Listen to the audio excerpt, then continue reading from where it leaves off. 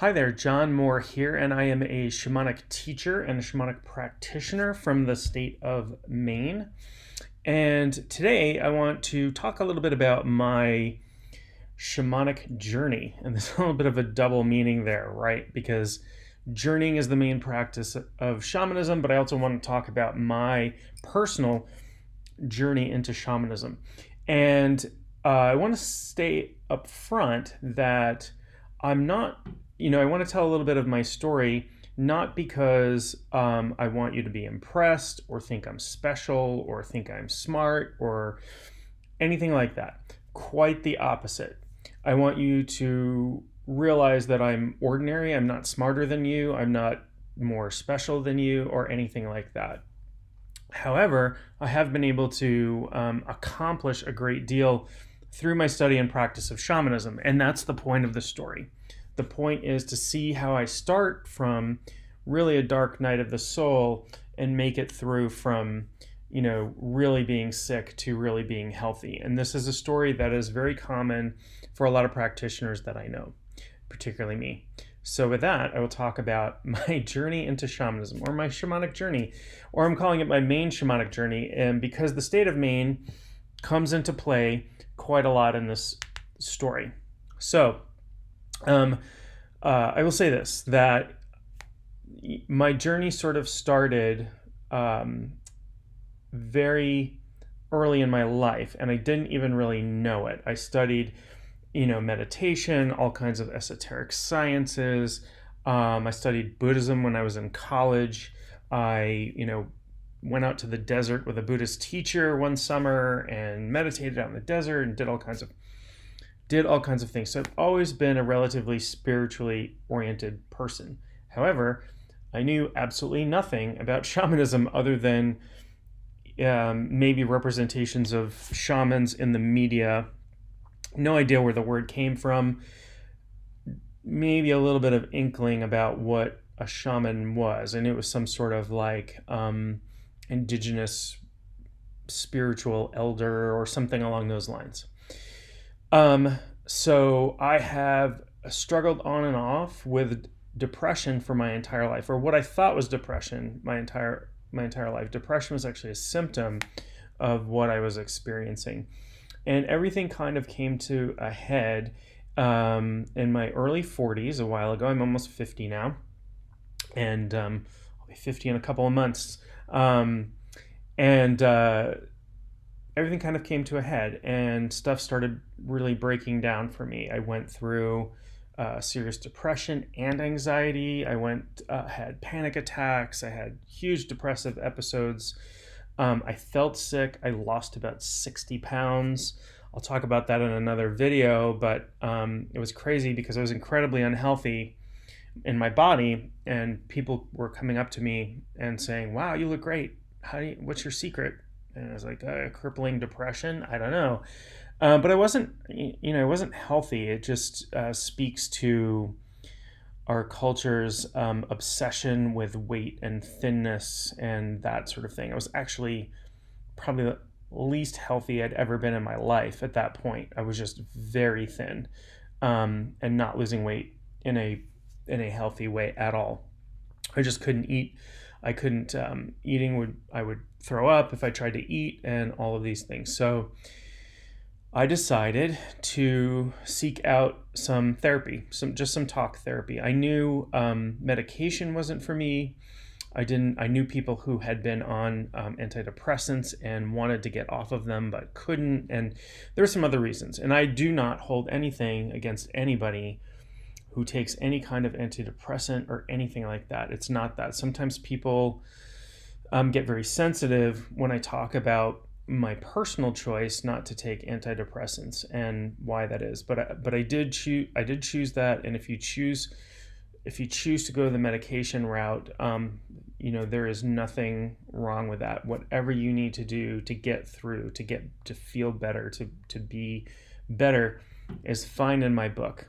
Okay, so don't think that I'm judging anyone. It's just not was not on my personal path. I looked at a lot of factors I read actual research, not blogs. I'm scientifically minded. I have a scientific background, and so I was looking at research articles on things and long term, and the way that I was experiencing things.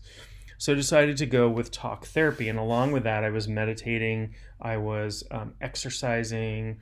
I couldn't eat at that point, but I was trying to have a good diet, and all of these things. So within the first couple of sessions of therapy, maybe even within the first session of therapy, I don't remember, it was a long time ago, this therapist asked me, have you ever experienced, child abuse, or did you have, grew up in a household with domestic violence or chemical dependence or all these things? Or she was going through a list of questions. That's what it was. Have you ever experienced child abuse? Have you ever experienced this? Did you grow up in a household with chemical dependency? Did you parents get divorced at an early age? And I ticked 20 out of 25 boxes or something like that. And then in describing my symptoms, she really thought I had PTSD, and that was the diagnosis that I got. Now, there is a concept called Cptsd, which is complex post-traumatic stress disorder, or I like the phrase developmental post-traumatic stress disorder. Now, this is not an actual diagnosis, and I think that's a mistake.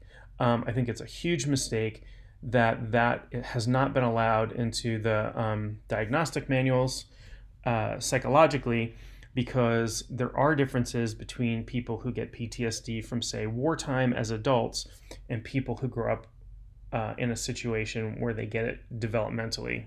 And that's huge, but I don't have time to talk about that in this video, but it's significant. And I've seen, I've watched lectures by some of the leaders in this field who are trying to get that, Cptsd as a diagnosis. So mine was a result of many, many years of abuse and fear and, every kind of thing you can imagine happening during that period of my life.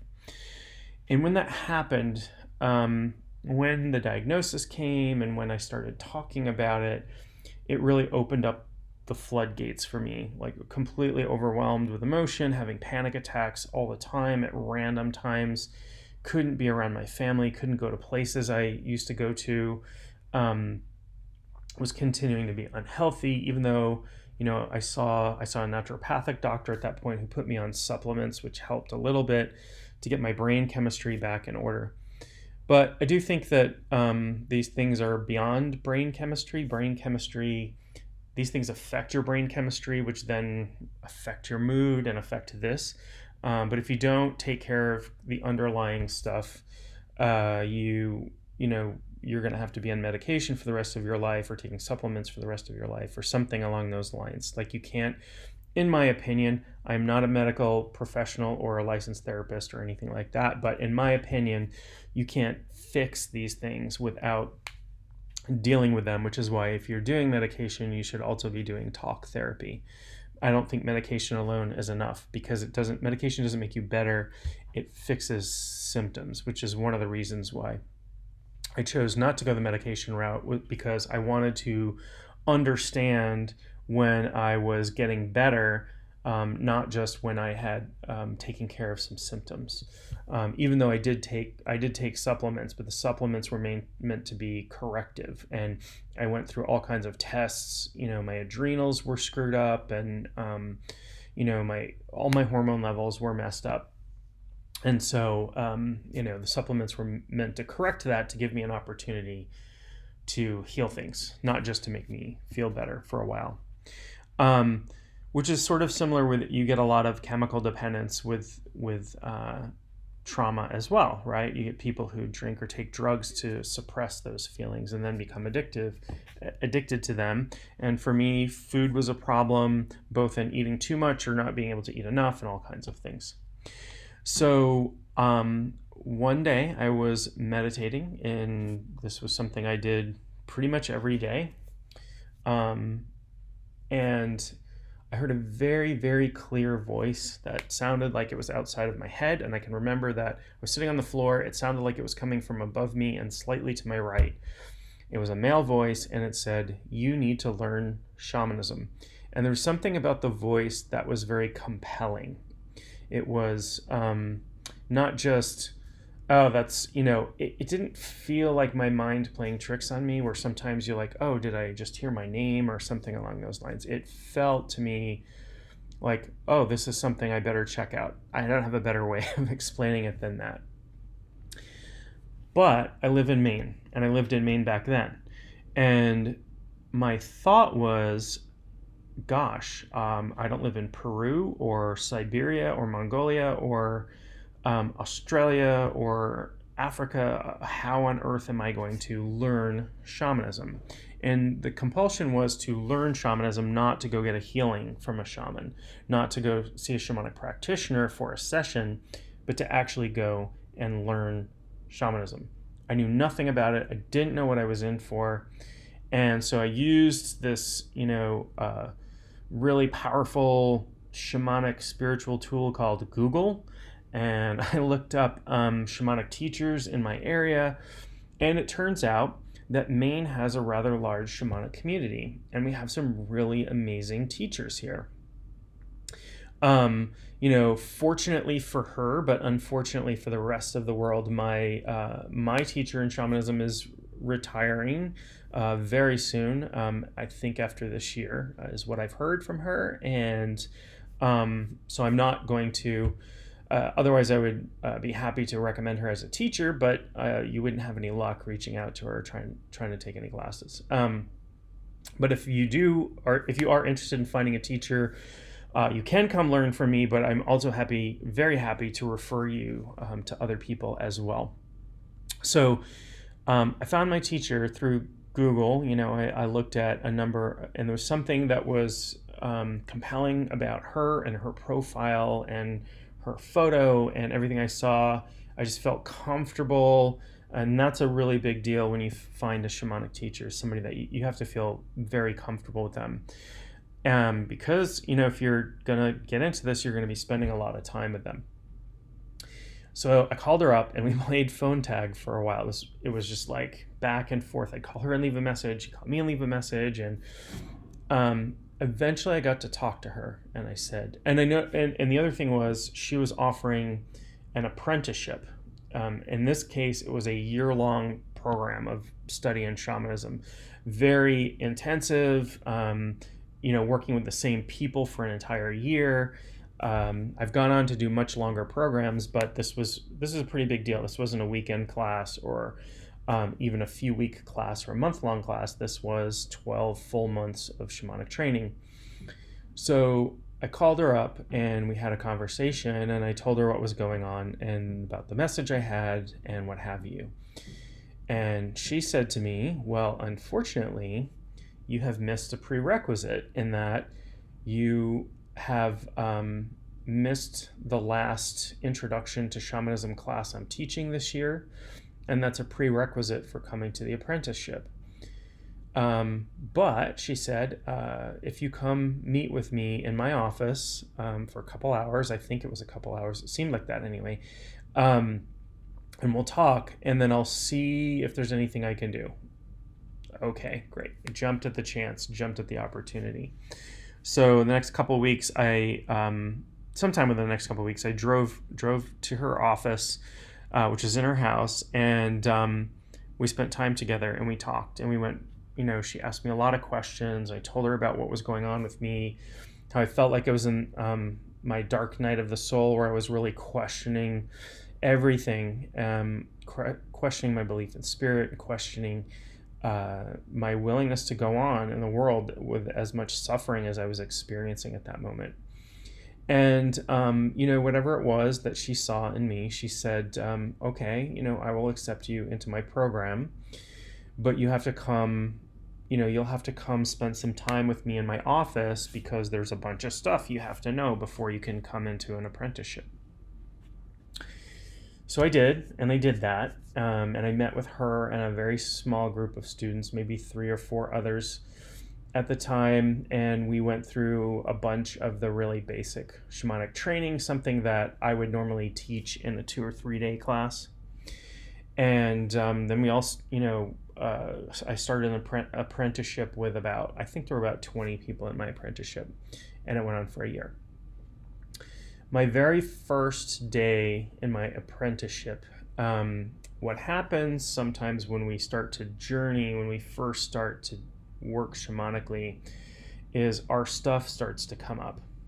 Now, I've noticed this often happens when I teach an introduction class. It happens sometime between the first day and the second day. So sometimes people come back in and they're a little bit of a mess. And I've actually structured the class to deal with that a little bit. I've structured the class to help people temporarily set that aside. I don't ever want people to repress emotions. That's bad. We don't do that. But to allow them to pass through, set them aside for a moment, and return to them after the learning takes place. And that has been a really beneficial part that I've adopted now whenever I teach introductory courses. But that happened to me in a really, really large way. And we weren't even doing work that was particularly deep that first day. This is the very first day of my shamanic apprenticeship. And I was a mess. And I almost did not come back my second day. And that would have been a big loss on my part if I hadn't, if I just said, I can't do it. I can't go back there. And I think what I actually thought to myself was, I'm either going back or I'm going to die. Like, it felt like that. It felt like, if I don't do this, I'm just going to get sicker and sicker and maybe disappear. Who knows? I was, I had lost over 60 pounds and just having all of these issues. And so I went back and I was glad that I did. And then it wasn't an immediate process. And very often people want to go to a shamanic healer and have a miraculous, instantaneous healing. And from time to time that happens, but it's a rarity. Normally, if you're healing something that is that ingrained, that's been part of your life, for me, for 40 years, then you really need to take some time with it. And you might have to see a healer more than once. And there has to be, usually, even if you only see a healer once, there's integration time. There's things you have to do to work on this. Shamanism really heals at a spiritual level, which is deep. And so the results might take time to bubble up. Now, usually in a healing session, somebody feels something. They feel some sense of relief or whatever, but the true benefit takes time to realize and to recognize. And you might have to see a shamanic healer more than once. You wouldn't go to a massage therapist once and then say, I never need massage again because I feel really relaxed right now. And it's kind of the same way with shamanic healing as well. Although certainly, again, I have seen miracles happen. So if you know anything about PTSD, you'll know that technically there is no cure for PTSD. And I can't talk about curing PTSD because that would violate some law somewhere or whatever. So I cannot ever say that I'm cured. But what I can say is that I have lived pretty much symptom-free, no panic attacks, no depressive episodes, no flashbacks, no overwhelming sense of fear, no jumpiness, reduced attention deficit problems. All of these things are symptoms of PTSD. I've been living pretty much without for many years now. Technically, I can't say that I'm cured, and I wouldn't say that, and I wouldn't talk about curing anybody or anybody finding a cure.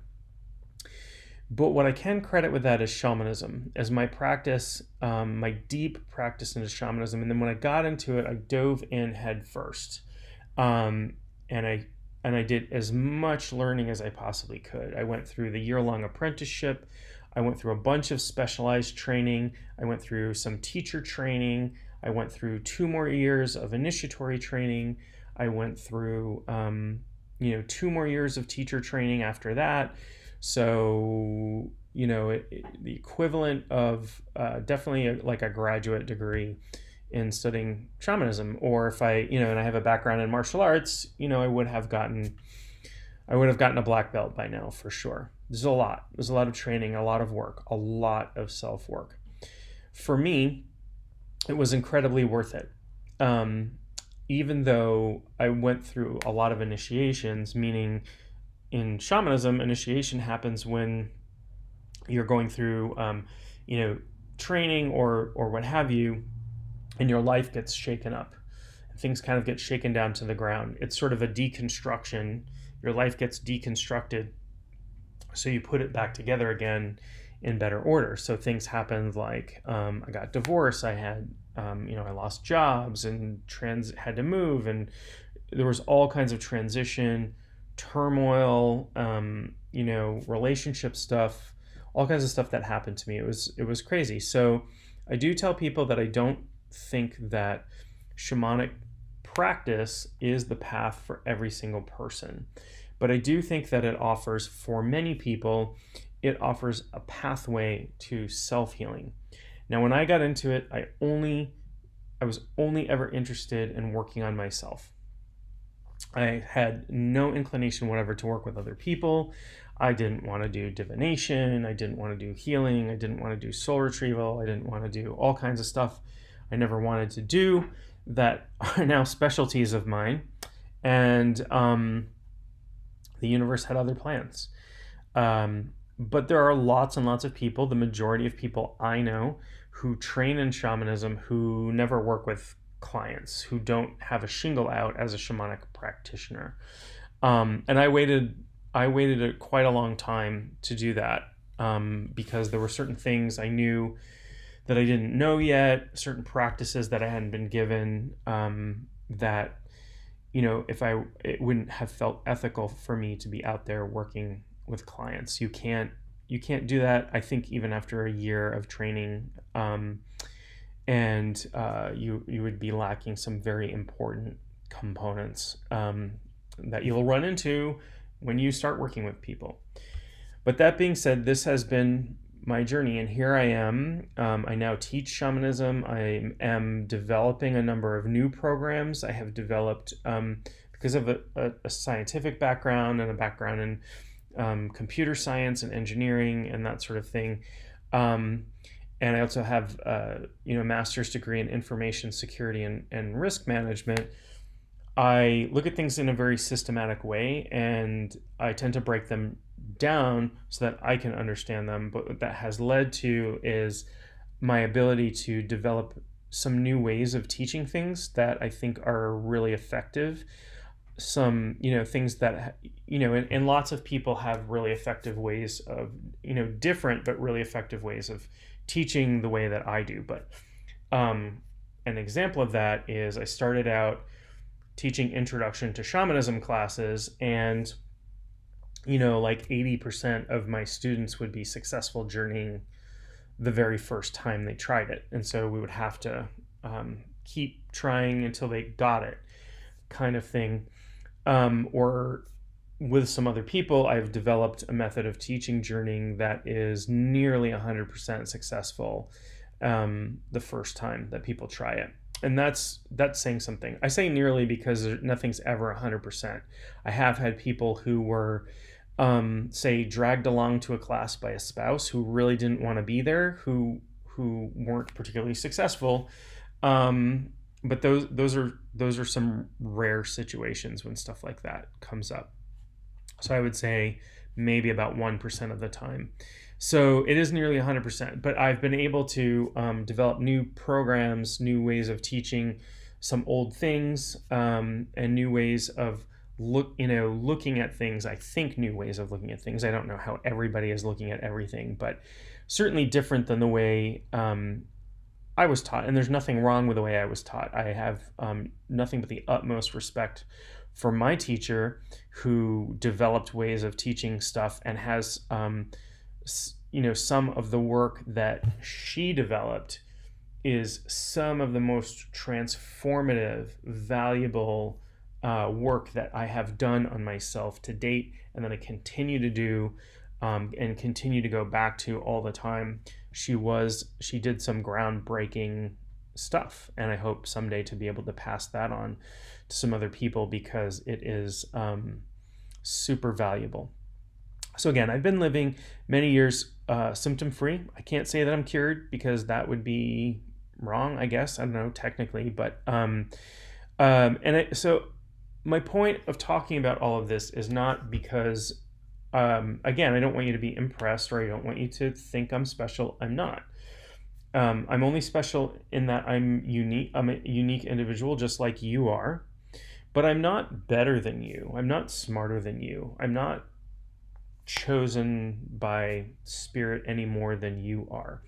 And if you have an inclination to learn shamanism, I would encourage you to do that. And you can, the nice thing is you can, in this, modern world, you can dip a toe in and take an introduction class without committing to many years of training in your life, and decide if it's not for you. But it is a tool, and I think one of the things I've been able to pass on to clients who have come to me, I very often have people come to me with trauma, in their backgrounds. What I'm able to pass on to people is a sense of hope. Like, if I can do this, if I can get better, I think anybody can get better. If I can live symptom-free for years, I think anybody can live symptom-free for years, because again, I'm not special. There's nothing special about me. I'm unique, but anybody can do, or nearly anybody can do, the same thing. It is hard work, but it has been worth it. So now I hope that I show up as a better romantic partner, and a much better parent, and a much better, business person and teacher and friend, and all of these things that has allowed me to show up better in the world. I hope this is helpful.